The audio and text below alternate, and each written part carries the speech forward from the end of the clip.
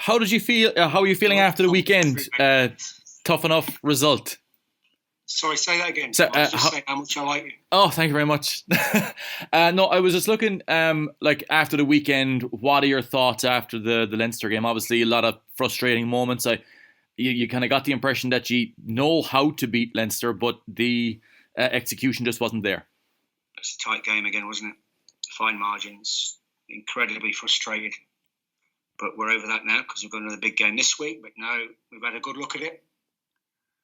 And we're going to help ourselves in the areas that we can control. There you go. I thought that the work in contact on Saturday night was actually really good. How have you found, like, with regards to that game and Munster's progression in that area over the season through the forwards?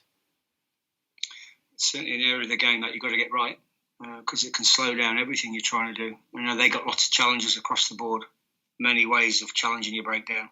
And we do a lot of it, Tom. We do it almost daily here. Not full on, not bone on bone, but we do a lot of contact because that's the game. It's the heartbeat of the game, the breakdown. And you can't afford to get slow ball.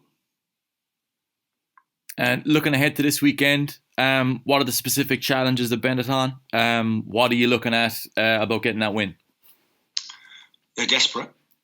They like to move the ball. Quite an aggressive pack. And again, whilst we're on contact, many threats around the breakdown. So a big challenge for us. Big challenge for us. This is probably exactly what we need after last Saturday's disappointment. Perfect. Thanks very much, Graham. Cheers, Tom.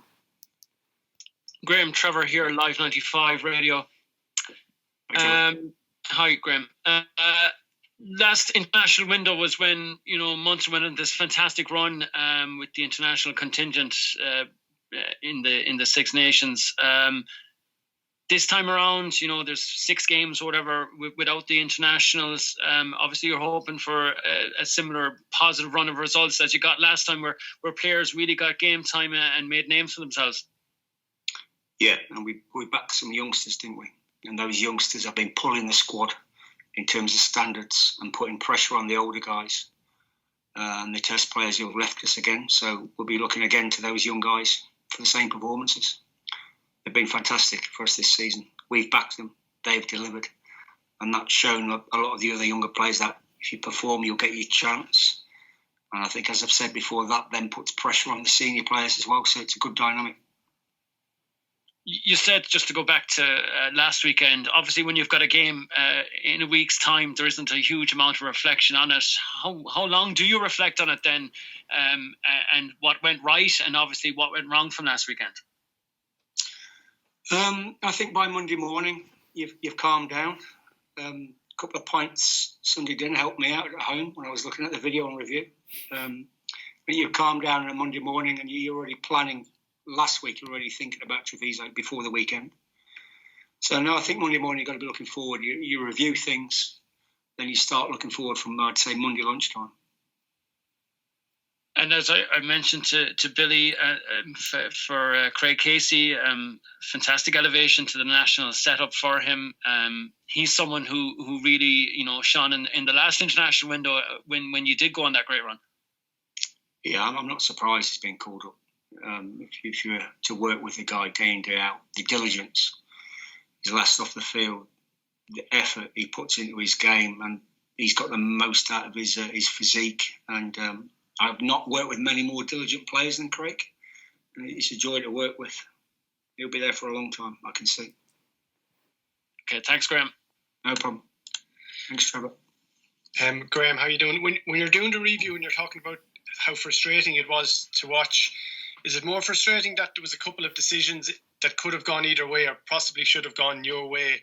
Or does that in some way help to think that barring that you would have got the result, if they had have gone your way?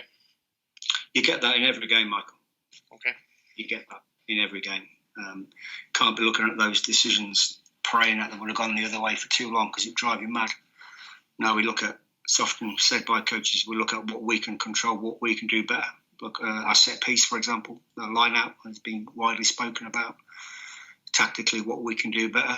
But we're not far off, are we? We could have, maybe should have won that game, but we didn't. And you've got to look at why, quickly fix that and move forward. Was it spoken about before? I presume some of these things aren't said out loud, but as an opportunity for Munster to win a trophy, which obviously you still can, but as an opportunity to severely or to almost put Leinster out of it, did that form any part of the build-up, even if it wasn't said out loud? It's another league game against the current champions. Simple as. Yeah, we've got another league game this week. It's not over yet. Yeah, absolutely. Graham, can I just ask you a quick question there on just in relation to the Six Nations? Paul O'Connell coming in as the new Ireland forwards coach, and as a fellow forwards coach, and as someone who worked with him on Lions tours, do you think he'll make a difference? Do you think he can give Ireland a little bit extra? Yeah, I think Paul has an aura about him. I always thought he'd take the coaching. Loves the line out. Crikey, he loves the line out. No, he'll give him a bit of steel, and he'll give him some much valued experience and energy. I think he's